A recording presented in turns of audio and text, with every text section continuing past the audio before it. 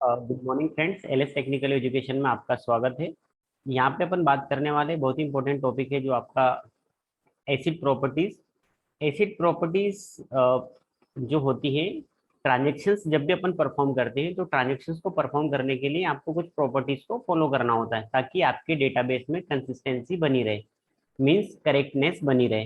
तो क्या होती है आपकी ACID properties, one by one अपन समझते हैं। तो सबसे पहले A for atomicity, C for consistency, I for isolation, D for durability. One by one इनका मीनिंग समझते हैं कि जब भी अपन कोई ट्रांजेक्शन परफॉर्म करते हैं तो ट्रांजेक्शन परफॉर्म करने से पहले आपको ऑटोमेसिटी होना चाहिए उसमें, या ट्रांजेक्शन बिफोर और आफ्टर, है ना। मीन्स ट्रांजेक्शन करने से पहले और आफ्टर ट्रांजेक्शन के बाद उस डेटाबेस में कंसिस्टेंसी मेंटेन होना चाहिए। तो यहाँ पे बात करें ऑटोमेसिटी का, सिंपल सा मीनिंग है कि आपका कोई भी ट्रांजेक्शन या तो पूरा कंप्लीट होगा या फिर नहीं होगा। मींस मिडवे कोई सा, ऐसा कोई मिडवे ट्रांजेक्शन नहीं होता कि आपका पार्शियली ट्रांजेक्शन हो गया तो उसको भी आप कमिटेड मान लेंगे या वो उसको ट्रांजेक्शन मान लेंगे। मींस कोई भी ट्रांजेक्शन आपका पार्शियली नहीं होगा, आइदर फुल कंप्लीट और नल। तो यहाँ पे जो किस रूल्स को फॉलो करेंगे, ये जो रूल को फॉलो करता आइदर ऑल और नन। मीन्स आपका जब भी कोई ट्रांजेक्शन आप परफॉर्म करेंगे तो या तो वो ट्रांजेक्शन पूरा का पूरा कंप्लीट होना चाहिए या फिर नहीं है। अगर बीच में आपकी कुछ एरर अकर हो जाती है तो आपको उस ट्रांजेक्शन को फिर से स्टार्ट करना होगा। जैसे अपन बात करें आईआरसीटीसी की, अपन बात करें जब अपन कोई टिकट बुक करते हैं, टिकट बुक करते हैं तो अपन सबसे पहले लॉगिन करेंगे, सारी लॉगिन करेंगे, अपना डिटेल्स डालेंगे जो भी पैसेंजर रहेगा। आप जैसे ही ओटीपी इंसर्ट करोगे, ओटीपी इंसर्ट करा आपने और आप वहां पे आपका एक ऑप्शन आता है डू नॉट रिफ्रेश या बैक बटन का। तो उस ड्यूरेशन में या तो आपने रिफ्रेश कर दिया या बैक बटन को प्रेस कर दिया या फिर आपका कुछ नेटवर्क इश्यू आ गया, तो उस केसेस में आपका ट्रांजेक्शन जो है फेल हो जाता है ना। कंप्लीट होने ही वाला होता है बट किसी रीजन से आपका कुछ ना कुछ ऐसा कुछ रीजन आ जाता है, उसकी वजह से आपका ट्रांजेक्शन फेल हो जाता है। तो उस केसेस में आपका वो ट्रांजेक्शन क्या कंप्लीट माना जाएगा? नहीं, वो ट्रांजेक्शन आपका कंप्लीट नहीं माना जाएगा। उस ट्रांजेक्शन को फिर से आपको स्टार्ट करना पड़ेगा। फिर से स्टार्ट करना पड़ेगा मीन्स फिर से आपको पैसेंजर की डिटेल्स सारी चीजें आपको फिर से इंसर्ट करना पड़ेगी। या आप इसको ऐसा भी समझ सकते हैं, जब अपन एटीएम में पैसे विड्रॉल करने जाते हैं तो अपन ने सारी इंफॉर्मेशन जो भी आपने, जैसे एटीएम को इंसर्ट करना, पिन इंटर करना, आपने अमाउंट इंटर कर दिया। अमाउंट इंटर करने के बाद आपने जैसे पिन इंटर करा, पिन इंटर करने के बाद जैसे आपका प्रोसेसिंग होता है कि आप जो है ना कलेक्ट कैश वाला ऑप्शन आपको स्क्रीन पे दिखने लग जाता है, बट आपको अमाउंट बार नहीं आता है। मीन्स आपका किसी ना किसी रीजन से अमाउंट बार नहीं आ पाता है और आपको एक मैसेज भी आ जाता है कि आपके अकाउंट से इतने रुपए डेबिट हो चुके हैं या विड्रॉल हो चुके हैं। तब तब क्या होगा, आपको अकाउंट से जो विड्रॉल तो होने का मैसेज आ गया बट आपके अकाउंट आपको पैसा वो मिला नहीं। तो उस केसेस में आपका जो है कंसिस्टेंसी बनाए रखने के लिए आपकी जो एसिड प्रॉपर्टीज है, ये सारी की सारी प्रॉपर्टीज वहाँ पे बहुत बड़ा रोल प्ले करती हैं। तो वहाँ पे आपको ट्रांजेक्शन्स कंप्लीट नहीं हुआ, मीन्स आपको कैश नहीं मिला, तो आपको फिर से क्या करना पड़ेगा, फिर से क्या करना पड़ेगा, फिर से पूरी प्रोसीजर रिपीट करना पड़ेगा। मीन्स फिर से एटीएम इंसर्ट करना पड़ेगा, फिर से पिन नंबर, अमाउंट, ये सारी चीजें आपको फिर से इंटर करना पड़ेगी। मीन्स आपका ट्रांजेक्शन कब कंप्लीट होता? जब आपको कैश मिल जाता। आपको आपका जो ट्रांजेक्शन जो वर्क कर रहे थे आपको वो वर्क कंप्लीट नहीं हुआ, मीन्स आपका ट्रांजेक्शन कंप्लीट नहीं हुआ। तो यहाँ पे सिंपल सा रूल है, आइदर ऑल और नन। मीन्स या तो ट्रांजेक्शन जो होगा पूरा का पूरा कंप्लीट होगा या फिर नन। जैसे मैं बात करूं, आपको आपके कोई भी ट्रांजेक्शन के लिए वन से लेकर आपको 100 इंस्ट्रक्शंस तक को वो है जो है आपको अप्लाई करना है। आपको कोई टास्क परफॉर्म करना है, उस टास्क को परफॉर्म करने में आपको लगभग लगभग 100 इंस्ट्रक्शंस लगते हैं। अगर ऐसा मान के चले अपन, तो होगा क्या कि आपने अगर 99 इंस्ट्रक्शंस कंप्लीट कर लिए, 100वें इंस्ट्रक्शंस को आप कंप्लीट कर रहे हो बट किसी रीजंस आप जो है ट्रांजेक्शन फेल हो जाता है, तो आपको ऐसा नहीं कि आपको फिर 99 से स्टार्ट करना रहेगा, है ना, आपको फिर से 1 से स्टार्ट करना रहेगा। तो इस ड्यूरेशन में आप या तो 100 बाई को एग्जीक्यूट कर रहे हो या 99 पे आपको कुछ फेल्यूर आ जाता है, तो आपको फिर से रोल बैक करना रहता है। मीन्स आपका ट्रांजेक्शन कंप्लीट या पार्शियली कंप्लीट नहीं माना जाएगा। ऐसा नहीं कि आपने 99 कर लिया, एक ही तो बचा हुआ है तो उसको ट्रांजेक्शन मान लिया जाए, ऐसा नहीं होता है ना। तो ऑटोमेसिटी का सिंपल सा मीनिंग समझ आ गया, आइदर और नन वाले रूल्स को फॉलो करता है। एबोर्ट या जिसको बोलते हैं रोल बैक है ना, एबोर्ट का मतलब है कि आपका जो ट्रांजेक्शन है उसका चेंजेस विजिबल नहीं डेटाबेस में। जब तक पूरा ट्रांजेक्शन कंप्लीट नहीं हो जाता है उसका जो चेंजेस है वो विजिबल नहीं होगा।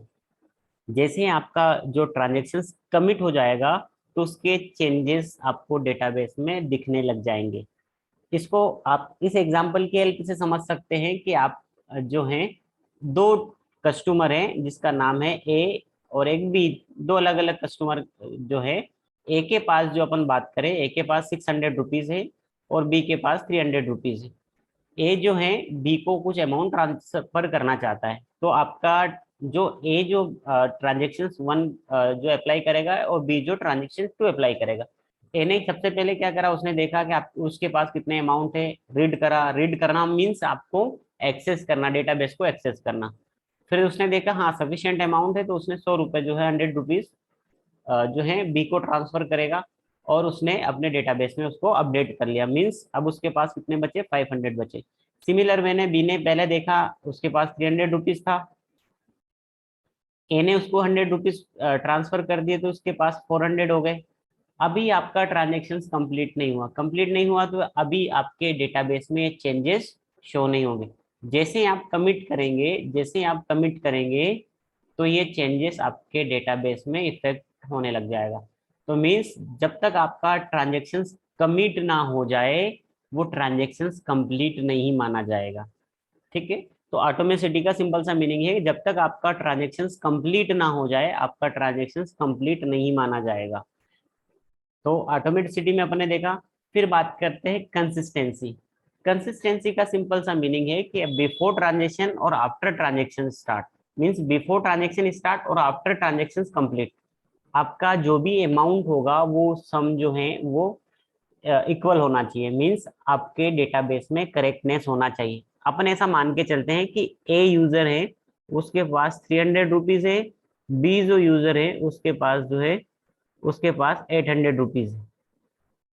अब ए जो है कुछ अमाउंट बी को ट्रांसफर करना चाहता है, तो ए ने सबसे पहले डेटाबेस से डेटा को रीड करा।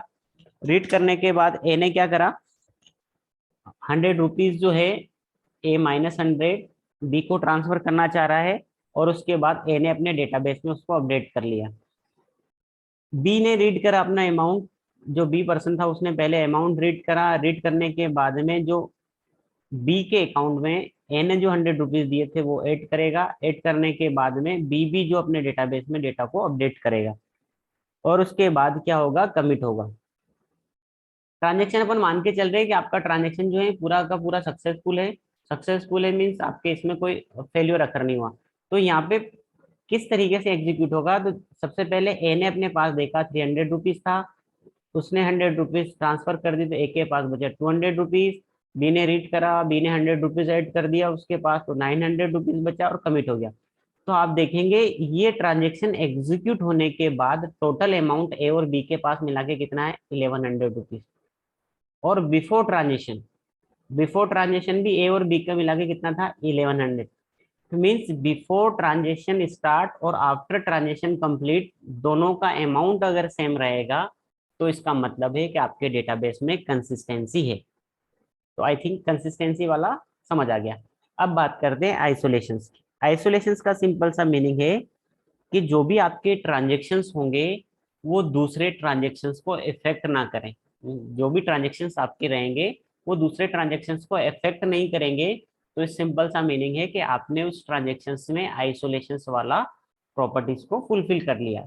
तो किस तरीके, ये सारी की सारी प्रॉपर्टी यूजर को विजिबल नहीं होती है ना, बट आपका बैकग्राउंड में ये सारी की सारी प्रॉपर्टीज मतलब फॉलो होती है। तो अब इसका सिंपल सा मीनिंग क्या है, क्योंकि अगर अपन देखें आज के सिनारियो में तो आपका साइमल्टेनियसली बहुत सारे एग्जीक्यूशन चलते रहते हैं। मीन्स पैरेलल वे में आपके बहुत सारे एग्जीक्यूशन चलते रहेंगे। तो पैरेलल वे में अगर आपके एग्जीक्यूशन चलेंगे, जैसे मैं बात करूँ T1 और T2 दो ट्रांजेक्शन हैं। पहले ए ने रीड करा, फिर बी ने रीड करा, है ना, मीन्स T2 ट्रांजेक्शन ने डेटा को रीड करा, फिर आपका T1 ट्रांजेक्शन में ए को अपडेट हुआ, फिर T2 ट्रांजेक्शन ने ए को अपडेट करा। तो इस तरीके से ये क्या हो रहा है, आपका पैरेलल ट्रांजेक्शन। मीन्स आपका ये जो ट्रांजेक्शन है ये किस तरीके का ट्रांजेक्शन है, पैरेलल या इंटरलीव्ड मैनर में आपके ट्रांजेक्शन है। एक कभी एक रीड कर रहा, कभी बी T2 रीड कर रहा, कभी T1 अपडेट कर रहा, कभी T2 अपडेट कर रहा। तो ये पैरेलल मैनर में अपडेशन हो रहा। तो ये तो एक दूसरे को अफेक्ट करेंगे, अपना क्या है, ट्रांजेक्शन्स एक दूसरे को अफेक्ट ना करें। तो अपन क्या चाहते हैं कि लॉजिकली आपका ट्रांजेक्शन पैरेलल से सीरियल में अगर हो जाए, मीन्स या तो पहले T1 पूरा कंप्लीट कर ले अपना ट्रांजेक्शन, या T2 पूरा कंप्लीट कंप्लीट कर ले, तो वो एक दूसरे को अफेक्ट नहीं करेंगे। मीन्स या तो T1 पूरा कंप्लीट कर लेगा, फिर उसके बाद T2 रीड करे, T2 अपडेट करे, या तो ऐसा हो जाए, या पहले T2 अपडेट कर ले अपने डेटाबेस में सारा का सारा, पहले T2 रीड करे, T2 राइट करे, उसके बाद ही T1 रीड करें और T1 राइट करें। तो अपन चाहते हैं कि आपका जो ट्रांजेक्शन्स हो वो पैरेलल ना होके सीरियल हो, ऐसा अपन लॉजिकली चाहते हैं। तो आपका या तो पहले T1 अपडेट कर ले, फिर उसके बाद T2 अपडेट करें, या पहले T2 अपडेट कर ले फिर T1 अपडेट करें। तो आपका ये जो ट्रांजेक्शन सीरियल में हो जाएगा, तो ये एक दूसरे को अफेक्ट नहीं करेंगे। तो इस तरीके से आप आइसोलेशंस को कंटेन करके रखेंगे। देन लास्ट जो प्रॉपर्टीज है आपकी वो है ड्यूरेबिलिटी। ड्यूरेबिलिटी का मतलब है कि आपके डेटाबेस में आप जो भी चेंजेस करना चाह रहे हैं, जो भी अपडेशंस करना चाह रहे हैं, वो अपडेशंस आपके डेटाबेस में परमानेंटली हो जाए। तो all updates done by transaction must be come permanent. आपके जो भी ट्रांजेक्शन्स में जो भी अपडेशंस कर रहे हैं वो अगर परमानेंटली हो जाएंगे अपडेट, या परमानेंटली आपके डेटाबेस में अपडेट हो जाएंगे, तो उसको बोलेंगे आपके डेटाबेस में ड्यूरेबिलिटी को फुलफिल कर लिए। मीन्स सिंपल सा है कि आप एटीएम में गए, आपके अकाउंट में कुछ रुपीस थे, जैसे मान ले 5,000 रुपीज थे, आपने आपके अकाउंट से अगर आपने 1,000 रुपीज विड्रॉ कर लिए, बट आपके डेटाबेस में अगर अभी भी आपके डेटाबेस में 5,000 रुपीज ही शो करेंगे, तो इसका मतलब आपके इसमें ना तो कंसिस्टेंसी मेंटेन करिए, और ना ही आपने जो डेटा आपके डेटाबेस से जो 1,000 रुपीज निकाला है वो आपके डेटाबेस में अपडेट हुए। तो अपडेट नहीं हुए इसका मतलब आप ना ड्यूरेबिलिटी हुई ना कंसिस्टेंसी हुई। तो आपके डेटाबेस में जब आप अमाउंट निकाल लेते हैं तो कंसिस्टेंसी भी मेंटेन होती है, साथ में ड्यूरेबिलिटी भी मेंटेन होती है, साथ में आइसोलेशन भी मेंटेन होता है। ऐसा नहीं कि आप अपने एटीएम में जाएंगे, आपने अपना एटीएम किसी अपने फ्रेंड को दे दिया, आप ऑनलाइन कुछ ट्रांजेक्शन कर रहे हैं, आप अपना दोस्त जो है एटीएम से कर रहे हैं, तो मतलब साइमल्टेनियसली भी आप ट्रांजेक्शन कर सकते हो। ऐसा नहीं है कि वो एक दूसरे को अफेक्ट करेगा। आपके एटीएम से आपने जो एटीएम से निकाल रहा है आपका फ्रेंड, और आप ऑनलाइन ट्रांसफर कर रहे हैं, गूगल पे कर रहे हैं, फोन पे कर रहे हैं, ऐसा कुछ भी आप साइमल्टेनियसली ऑपरेशन परफॉर्म करेंगे तो वो एक दूसरे को अफेक्ट नहीं करेंगे। तो ड्यूरेबिलिटी का मीनिंग भी समझ आ गया, कंसिस्टेंसी का मीनिंग भी समझ आ गया, आइसोलेशन का मीनिंग भी समझ आ गया, एटोमिसिटी का मीनिंग भी आई थिंक आपको लोगों को समझ आ गया होगा। अगर आपको मेरा वीडियो पसंद आया तो प्लीज लाइक करें, सब्सक्राइब करें, अपने दोस्तों के साथ शेयर करें। Have a nice day and thanks for watching.